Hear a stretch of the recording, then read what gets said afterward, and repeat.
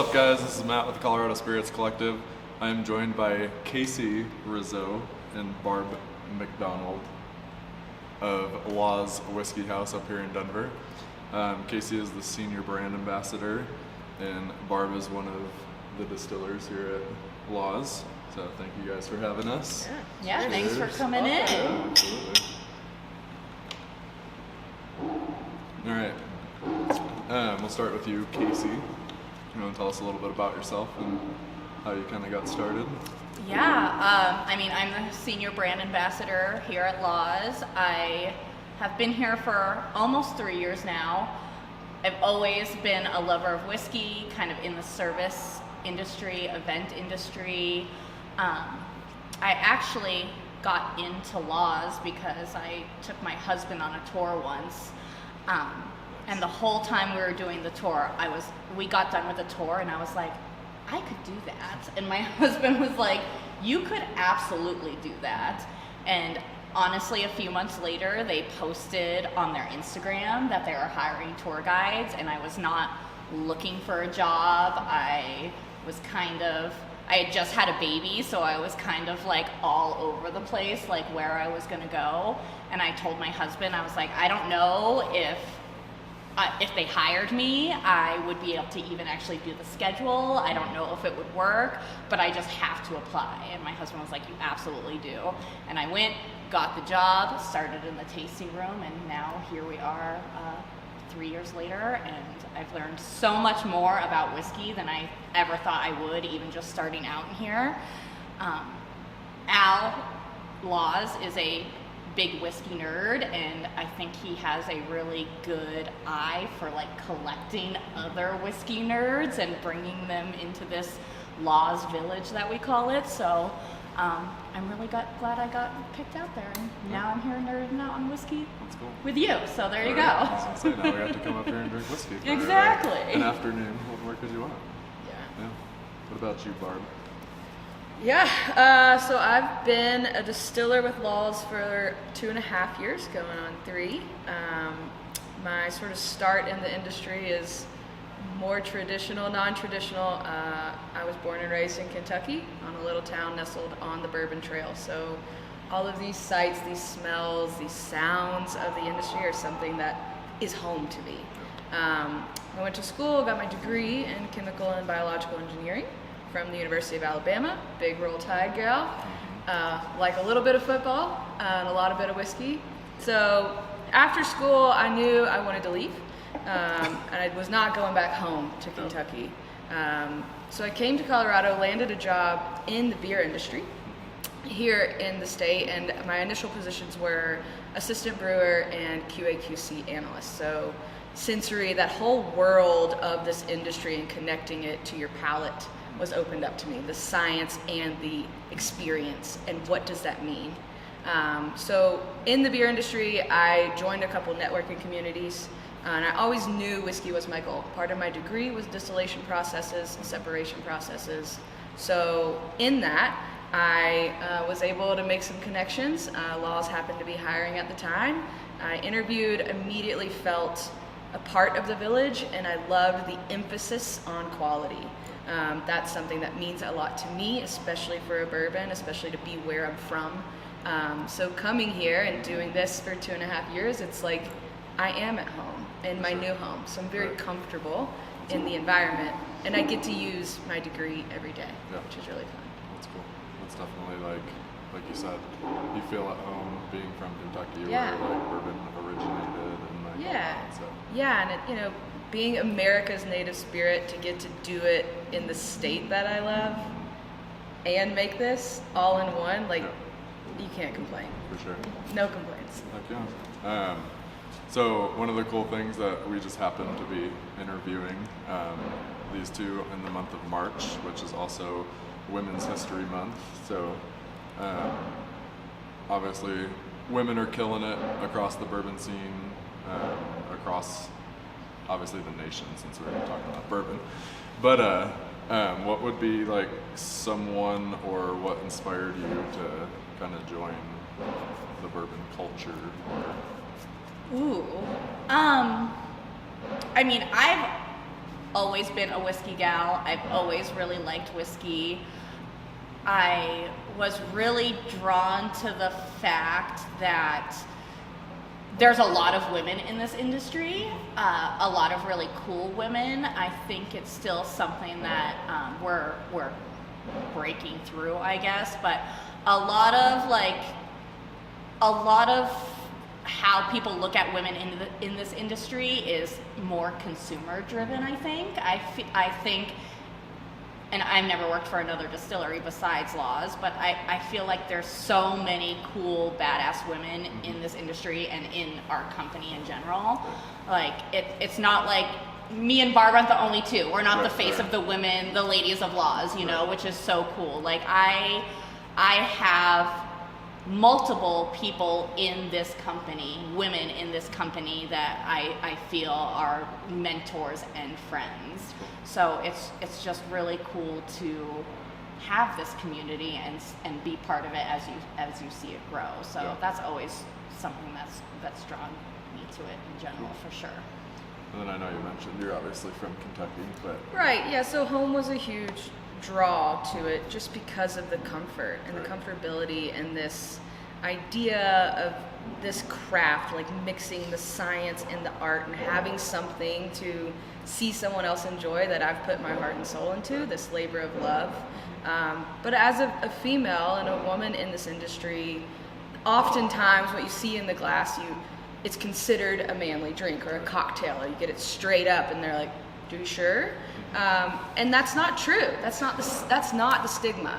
Right. This liquid has been enjoyed by any and all persons, right? For so long. It's been made by all persons for so long, and I think to be a part of the industry right now and have this ability to make up that percentage or be representative of that percentage is a blessing. Like, I'm happy that I get to do that, but I'm not just here. Right. Like I'm a distiller first. Right. I just happen to be female. Right. And that's what I'm excited about. Yeah, that's cool. And I feel like too, kind of like what you touched on, like there are a lot of women that work for Laws, and that's not like, you guys are a big family and it's all different levels and like everything like that. So. Yeah, it takes a village. Whatever, for it to get to this point, to get to here, we've all played a hat or put a role in on this, and we're equally as proud of it. Yeah. There's no master distiller here. We all work together to make that product good. Yeah. And that's pretty damn good. So. And you've already heard me and Barb several times refer to this as a village. We Right. do. We don't usually refer to it as a company or a corporation. When we're talking about the employees of Laws, we're talking about our village, because we are all one big happy family. But it does take a village to get this product in your glass, for sure. For sure. Definitely. And then I always feel like it's kind of not like a negative, like shadow, I guess, on like what are the disadvantages of being a woman, kind of thing. So I want to ask what the advantages are of being a woman. Yeah, and I totally appreciate you taking this positive approach on it. Being a woman, just genetically, you have more taste buds. You have different taste buds. You have that sensory experience, something that I'm like very passionate about. So to have that playing in the field of the village, like everyone trying it, it's not just all the same palates, right? We all bring something different to this table, and it's a big table that in the end game, you shouldn't be afraid of, right? There's always a seat. And if I could say an advantage in that is, it's just a toe. Get your foot in the door, and the opportunities are endless, right? The education is endless. So as someone here who has come from, even the bottom base education up, or growing up and not seeing someone that looked like myself in the industry, the advantage is you're not alone, right? And it doesn't matter who you are, where you're from, or what you've done. You always can start. Yeah. And I think that's huge. Yeah, that's cool. For sure. Yeah, I mean, just to basically mirror exactly what Barb said, like the advantage, I think, is that there is so much support in the industry from other women. Like there's not any sort of like someone being the top person, like that queen bee mentality. Like everybody is truly lifting each other up across the industry. Barb is coming from the brew world, is very involved in the Pink Boot Society, which just recently opened up from just beer to all types of fermentation, which is really awesome because we can get even more involved in that. And there's just such a great community, especially in Colorado and Denver, of just women in brewing and distilling, and it's really, really cool. Yeah. I mean, we have our own little club of like whiskey witches women that we just get together and drink whiskey and and talk about whiskey in the industry like once a month, and it's super informal.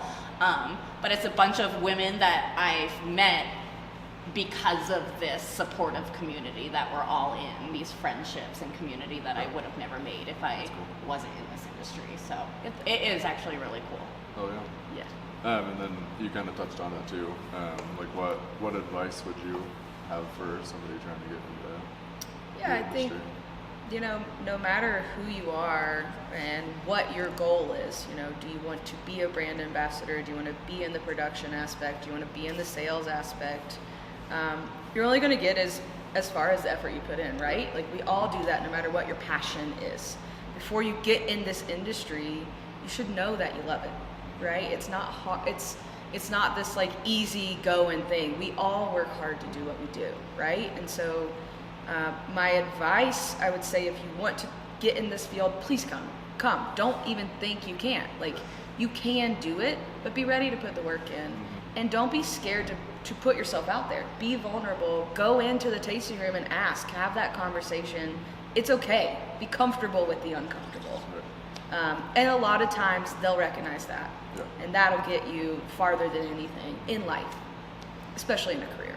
Right. And definitely too, like industry as a whole. Like Right. I started as just an Instagram page, and now like I'm hosting events, and it's like taking that first step, kind of diving in. Like you were like, I could do this. You Right. applied, like you made it happen. So And we're friendly. Like I'm not, like I don't hate someone else. I always want other people to get more and more and more out of it, right? This isn't a competition in a sense. I want everyone to make a good product, and I want everyone to enjoy their job, right? And so if you're happy in your job, the glass will make you happy too, right? It's a good way or description. You know if it's good. for sure. And let's see, what else? I mean, I would just say, sounds so silly, but like just be really sure of yourself and what you're saying, and don't let anyone tell you don't know about whiskey, essentially. Like whiskey has so much information. It's such a science and art. There's so much history to it. You can always learn, and don't let anyone diminish like the knowledge that you have. Whatever you come in with, you're going to be able to teach to somebody else, and someone else is going to be able to teach you more. Right. So just don't be afraid of whatever knowledge you're coming in with, because you're going to be able to learn from people, and you're going to be able to teach people something too, and that's super important. Yeah. All right. So one of the things that I love about Laws is that it's true, like Colorado, from grain to glass and everything like that. So you want to talk about a little bit about your grains and where you guys get them from? Yeah. I mean, we're a true Colorado distillery. All our grains are Colorado grown. We get our wheat, rye, and malt down from Alamosa, the San Luis Valley, the Colorado Malting Company. That's run by the Cody family. They're like a fourth generational family farm. They grow those and they malt all our grains as well. It's a very unique area down there. We consider ourselves a very terroir-driven facility that's super important to us.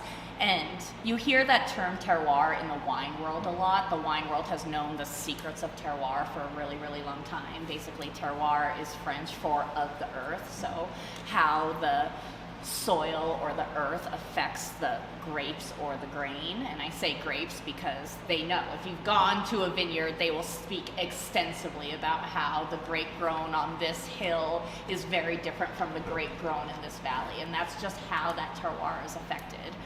The whiskey world hasn't taken terroir into consideration for a very long time, and now a lot of craft distilleries are kind of pulling back and realizing how kind of those unique regional grains do affect the flavor. About 85% of the distilleries in the entire country get their grains from only 5 farms in the entire country. They're getting these high yield commodity grains because grain farmers have never really had to grow for flavor, right? That's not something grain farmers have to do. They grow these high yield commodity grains. These low yield grains that produce more flavor, that pack more punch, A, they're more difficult to grow, and B, they don't sell as greatly, so people pull away from that. But we get these very low yield kind of heirloom grains from our farmers. Our rye and wheat specifically that grow down in the San Luis Valley are these heirloom grains that don't really grow anywhere else in the country. So you're getting these very unique, flavorful grains. And then our corn is grown by the Whiskey Sisters out on the east part of Colorado. They are as cool as they sound. They are real sisters. They took over their family farm. Their farm is recognized in the state of Colorado as a centennial farm, which means that it's been in the same family for over 100 years. They legitimately homesteaded it. They came across Colorado on a wagon. Story is their wagon wheel broke when they hit Burlington, and that's where they decided to start their farm. Called it good. Yep, and they've been there for over 100 years, and the Whiskey Sisters have really taken that farm and grown it into what it is today as a kind of a provider and brokerage for craft distilleries, which is really awesome. And not only their farm, but they work as that brokerage, and they're always connecting these craft distilleries to these small family farms growing these unique heirloom grains. So they've created this really awesome network in and around Colorado of just like farmers and craft distillers really supporting each other's craft. And that's something that we really care about as well. But we get so much flavor from that, and it's something that we really care about. I think as more and more craft distilleries start really realizing the secrets of terroir and start pulling into their region, in the next, honestly, 10 to 20 years, you're going to see like a really cool new American whiskey map where you're going to see those like very distinct like New York whiskeys, Colorado whiskeys, California whiskeys, as they're just getting their own regional grain, which is super cool. So we're super proud to support these Colorado farmers as they support us, and it just makes this really awesome product where it truly is grain to glass, and you're tasting what that grain is bringing into that glass for sure. And I think too with like with Laws San Luis Valley rye, like if you put next to each other different ryes from different parts of the region, like to me that is specifically like I could point that out like that, like, and that's only what 100 miles from here. Like it's not that far away, but like the taste is completely different from like Root Shoot up in Loveland or like something like that. So that's kind of one of the cool things that I think makes our state specifically unique, for sure. So and then, so normally on these videos, when my camera doesn't die, we go through the entire lineup and everything like that. But I feel like Laws is kind of a household lineup, at least here in Colorado. So we're going to focus on the 7-year rye and the 8-year bonded 4-grain. So you want to start with the 7-year and then we'll go to the 4-grain? Yeah. These are our 2 new bonded products. They are not yet out on the market, so you're getting some of the first tastes. They will be out on the market beginning of April, so you should see them soon. They are our oldest bonded age statement so far. So we have this 7-year bonded rye, which I'm super excited about and loving it very, very much. We are in March as well, so we did just recently celebrate the passage of the Bottled and Bond Act with Bonded Day, which is also 303 Day. So a lot of people know that 303 is our beloved Denver area code, so we celebrate that as Colorado Day as well, which we always like to celebrate together because not only do we have these bonded products, but we were the first Colorado distillery to ever make a bonded product. No big deal. No big deal. I always like to nerd out on bonded a little bit because I think it's super cool. It's really a consumer cue of really what you're getting in your glass. So yeah, we have this 7-year bonded rye, our oldest age statement of rye to date, and then to follow that up, we have our 8-year bonded bourbon, which is super, super exciting. We did just celebrate our 10-year anniversary over this last year. We started distilling in 2011. So our youngest age statement is 3 years. That's a rule of thumb for us. You will never see anything that's under 3 years. But obviously, as we get older and older, we'll be able to release older and older age statements. So this is kind of what, I mean, I really feel like this 7-8 year is a really great sweet spot for Laws. So it's a super exciting, some super exciting products we're putting out. So that was my first time tasting it, and I don't know if you saw my face, but one thing, like I always say and tell people is, I'm preparing you for what I'm going to give you on what it reminded me of. But is no matter what you taste that's not wrong, or like what you relate your whiskey tasting notes, if you want to call it that, like nobody can tell you that no, that's wrong, or no, this is what you actually taste, or something like that, because you relate that kind of stuff to childhood memories or something that is familiar to you. And I totally just tasted Fruit Loops. Oh, yeah, no, that's absolutely, Like, yeah. I was like, it shocked the shit out of me because it's delicious, but like I instantly thought of Fruit Loops when I just tasted that. That's Yeah. now I need to pour some. I'm drinking Right. the 8-year right now, but I'm definitely gonna pour some in my glass. Yeah. But that's the best part about whiskey too, Right. right? Because whiskey is so subjective. Like, For sure. I always tell people, don't worry about what other people like. Like, if people recommend something to you, maybe try it a few times before you decide if you Right. want to buy it. Everybody has different tastes. You talked about your memory. Right. We talk a lot about in tastings about how important your olfactory nerves and your nose are, because those are the nerves that help you smell. You can actually singe those olfactory nerves if you dig your nose too far into a Right. glass of whiskey, so you don't want to do that. But your olfactory nerves are actually linked directly to the limbic system in your brain, which is the part of your brain that stores memories. So that's why when you drink a whiskey, you might get something like Fruit Loops or even like Christmas. So if Yeah. you drink whiskey and you get that Christmas before you can really dial it down to like cloves or baking spices, that's what that whiskey tastes like. It tastes like Christmas to you. I've had someone come in and be like, I don't know what this whiskey tastes like, but it reminds me of that time 3 years ago where I was camping in June and we were sitting around the campfire at 2 a.m. smoking a cigar. I'm like, then that is absolutely what that whiskey tastes like for you. Just go with it. Yeah. So, love that Fruit Loop connection there. Like, yeah, because I like mentioned, I told you like it was one of the most unique like ryes, specifically coming from that part of the state, like or the grains coming from that part of the state, and like it's delicious. And I was like, Fruit Loops right away, which is what I'm buying one of those. But so we kind of talked about these are the upcoming releases. They come out next month, and then if somebody, do you guys have this in the tasting room yet? Not yet, but by the end of this month, very soon. By April 1st, you should see it good and saturated in the market. Cool. And we will have it in the tasting room as well. Yeah. But still a sneak peek for us. Okay. So if you do want to come to the distillery, like where are you guys located, tours and all that kind of stuff? Yeah. So you can come visit us at the distillery. We are open Wednesday through Sunday, and we offer tours every one of those days. You can sign up for a tour and see our operation hours at lawswhiskeyhouse.com.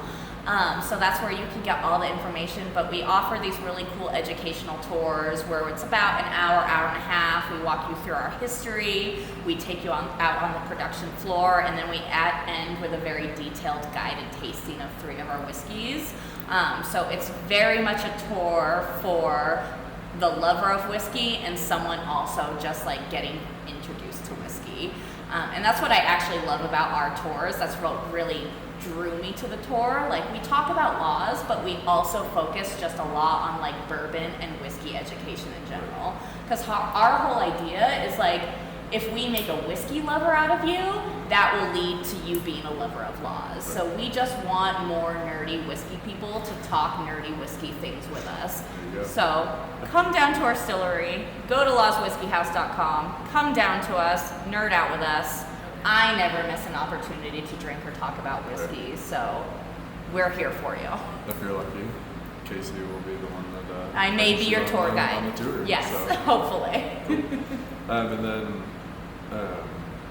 where can people find these, like, distribution wise? So states. Yeah, we're pretty saturated in Colorado right now, so hopefully you will see us in most liquor stores or bars that you walk into. We are in 18 states now, and 2 countries. You can actually find us in New Zealand and Australia, but 18 states. And if you go to our website as well, we list all those states and then also the distributors where we distribute. So if you see that we're in the state, but you don't see us in the local liquor store, you can go to your local liquor store and be like, hey, I know we can get Laws in this state. This is the distributor. Get some bottles for us. So that's a great way. So spread the word. Yeah. I like it. And then where can we find you on social media and your website?